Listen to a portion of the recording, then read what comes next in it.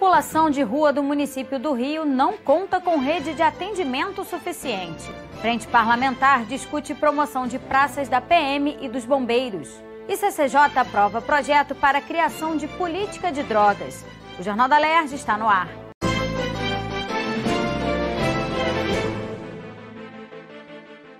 Boa noite. A rede de atendimento à população de rua na cidade do Rio não é suficiente.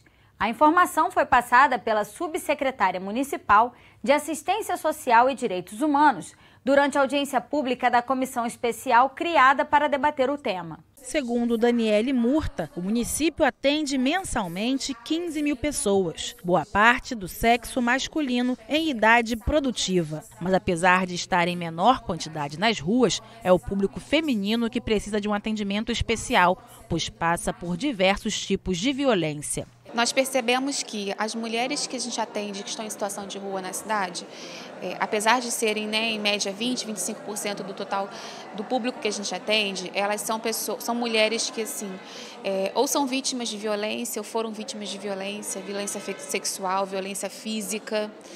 São mulheres mais adoecidas em relação a transtorno psiquiátrico, uma demanda maior de saúde mental. Então a gente também precisa olhar para esse público com com um pouco mais de carinho, não é porque 20% que o que está sendo ofertado atinge todos os objetivos. Entre os principais motivos para os moradores de rua estarem nessa situação estão os problemas familiares e o desemprego. O abuso do álcool e drogas ilícitas também está entre as causas.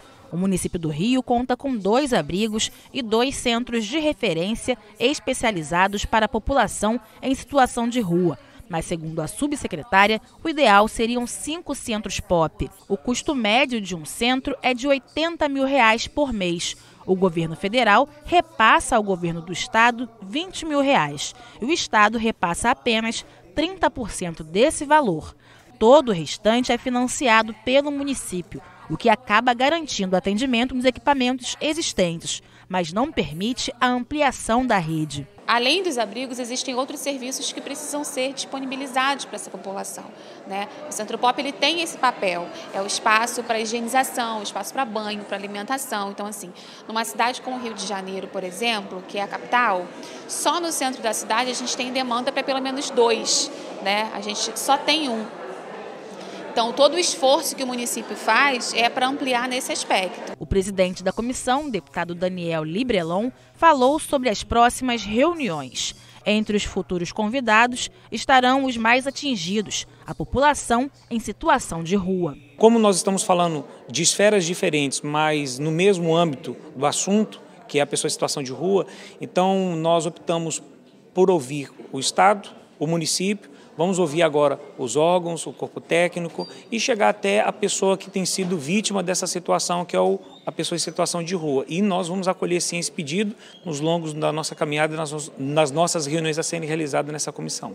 A Frente Parlamentar em Defesa dos Agentes de Segurança Pública do Estado quer a alteração do decreto que regulamenta a promoção por tempo de serviço de praças da Polícia Militar e do Corpo de Bombeiros. O objetivo é valorizar o cargo de subtenente e regularizar a progressão funcional da carreira. Segundo o decreto, o agente de segurança pública só pode ser promovido a primeiro sargento por tempo de serviço após a conclusão do curso de aperfeiçoamento, o CAIS, o que tem sido motivo de crítica dos agentes. Outra questão levantada durante a audiência foi sobre a limitação da idade para a progressão funcional da carreira. E hoje há um limitador na progressão funcional para que ele chegue ao posto de oficialato, ao posto de tenente, que é a idade, por decretos antigos, que limitam em 44 anos a idade para esse acesso na progressão funcional. Isso faz com que o militar, precocemente, vendo que não há possibilidade de progressão funcional, ele junte o tempo que ele tem lá fora, e se aposente com menos tempo no Estado. Menos tempo, não, menos tempo, mas somado o tempo fora. Se houvesse o corte dessa limitação, não há sentido limitar, já que ele é apto fisicamente, apto por exame médico, manteria-se mais tempo um militar nas funções, o que diminuiria esse déficit, a preocupação com o déficit previdenciário. Ou seja, ele ficaria mais tempo, um oficial qualificado, formado, e a permanência desse oficial na corporação. Na Polícia Militar, muitos cursos indispensáveis para a mudança de patentes de policiais estavam parados desde 2014. De acordo com a Diretoria-Geral de Ensino e Instrução da Secretaria Estadual da Polícia Militar, diversos cursos indispensáveis para a mudança de patentes foram reativados. Mais de 10 mil policiais serão beneficiados até 2021. A expectativa é de regularizar o curso de carreira. Então, esse ano, nós iniciamos e terminamos um curso especial de formação de sargentos, que é para habilitar o 3º sargento a ser promovido a 2º sargento. Também estamos em andamento com um curso especial de formação de cabos. Vai habilitar pouco mais de 3.400 cabos à promoção a 3º sargento. Hoje temos em andamento 456 policiais militares fazendo CAIS, de um concurso de 2018. Estamos com um concurso previsto agora para 1.000 vagas, que é um concurso agora em 2019, com início em 2020. E para 2020 nós vamos criar outro curso, outra seleção para mais de 1.000 vagas para a qualificação desses 2º sargentos. O presidente da Frente Parlamentar, deputado Renato Zaca, enviou uma indicação legislativa ao Executivo, sugerindo alterações no decreto que regulamenta a promoção de praças por tempo de serviço. Nós estamos querendo mudar o decreto, o artigo 3º. Para quê? Para que todo policial militar ele seja promovido, mas independente do curso do CAIS. Não é que o CAIS vai acabar, o CAIS vai continuar, o curso de aperfeiçoamento continua. O que não vai continuar é ser obrigatoriamente, para ele sair 1º sargento, ele tem que ter o CAIS. Ele vai ser obrigado a ter o CAIS para sair subtenente. E a outra exigência que a gente está colocando, outro pedido que a própria tropa está pedindo é a paridade. É o policial que está formado agora, o recém-formado, faz a mesma prova que o cara que já tem 20 anos, 19 anos. Quem já tem 21 anos faz a mesma prova que um que já tem 17. Não tem um critério de antiguidade. Aí é isso que o coronel também está vendo lá, sentado, para poder ser mudado. A Comissão de Constituição e Justiça analisou 72 projetos de lei apresentados pelos parlamentares. Entre as propostas aprovadas está a que cria uma política estadual sobre drogas. Projeto do deputado Márcio Pacheco disciplina a prevenção, tratamento, combate e pesquisa sobre drogas. Há uma necessidade de analisarmos o que apresenta hoje a política nacional, que é uma composição de todos os agentes que podem ajudar a reabilitar essas grandes vítimas das drogas no Brasil. E principalmente acomodando a comunidade terapêutica como uma forma de tratamento efetiva para reabilitar, através de convênios, através de parcerias com o Estado e com a União. Acho que foi uma grande vitória hoje na CCJ e agora vamos a plenário. O deputado Carlos Mink apresentou uma emenda para adequar o texto à lei federal. Lei federal recente desse ano diz que não pode haver internação de pessoas com dependência, com problema de drogas nas comunidades terapêuticas, apenas nos hospitais públicos ou nos CAPs especializados.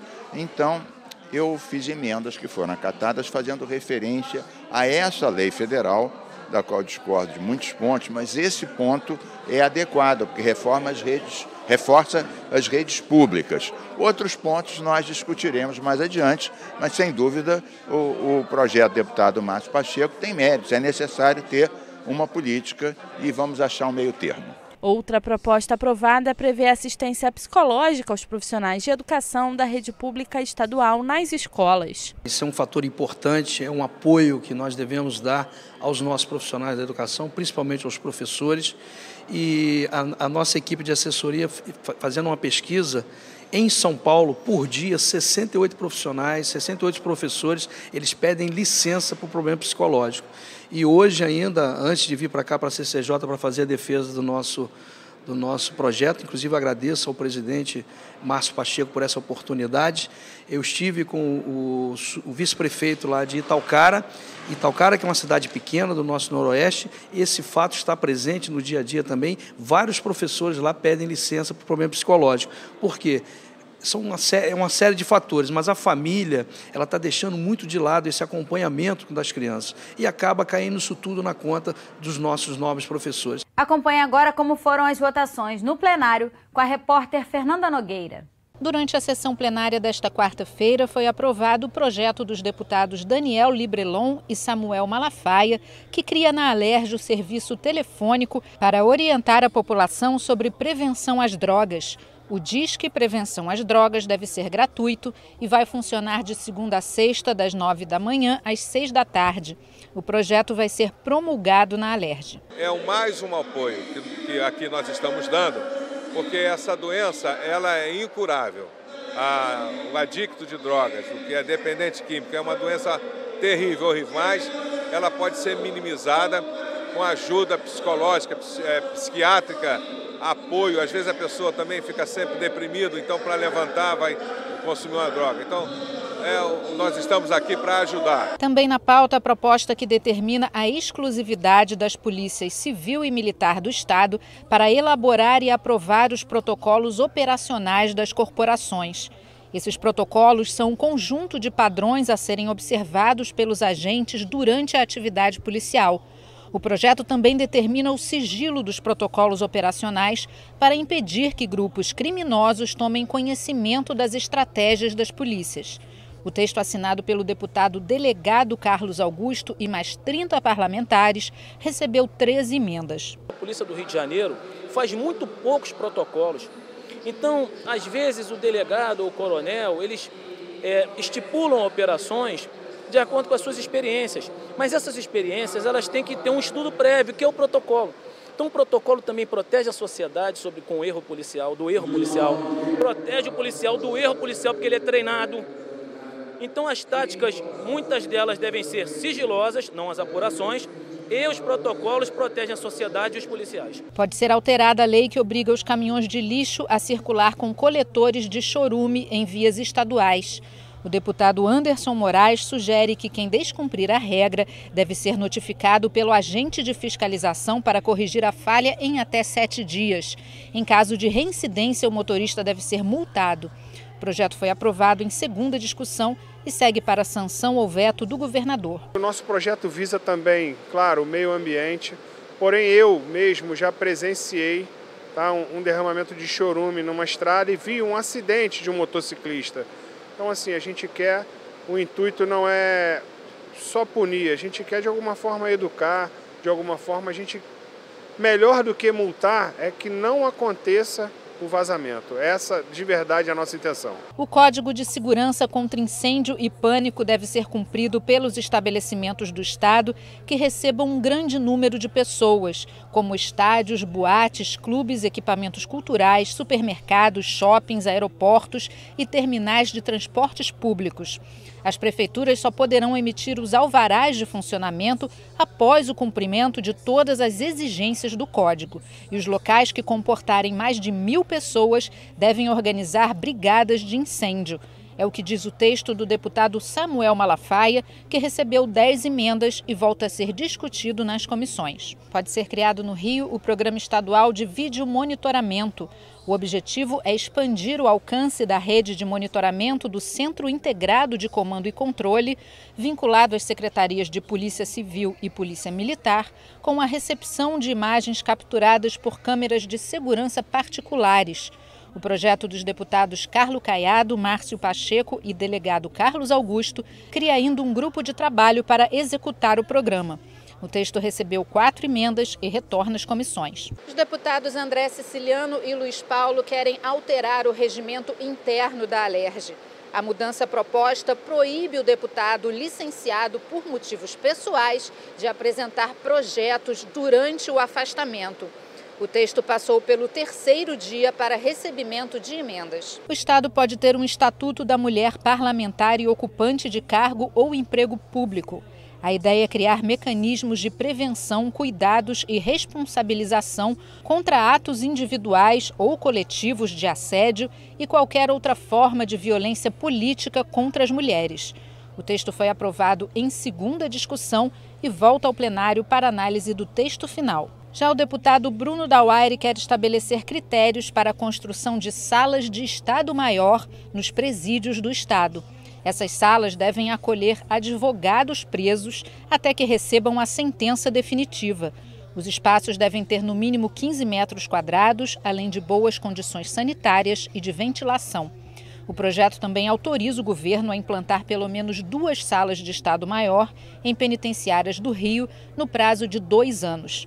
A proposta recebeu 3 emendas e retornou às comissões. Empresas concessionárias de energia elétrica, água e gás podem passar a oferecer ao consumidor inadimplente a possibilidade de parcelamento da dívida no ato de interrupção do serviço.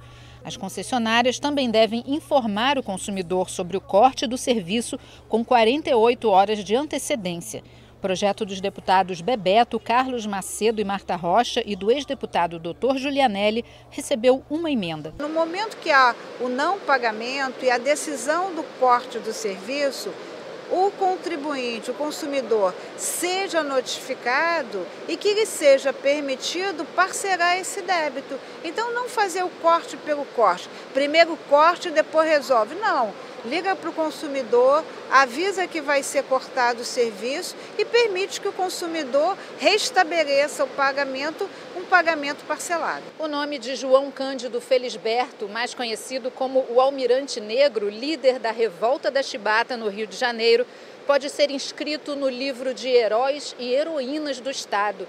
A proposta do presidente da Alerj, deputado André Siciliano, foi aprovada em primeira discussão e retorna ao plenário para mais uma votação. Já a deputada Dani Monteiro propõe a criação de uma campanha permanente contra o assédio e a violência sexual nos estádios do Rio.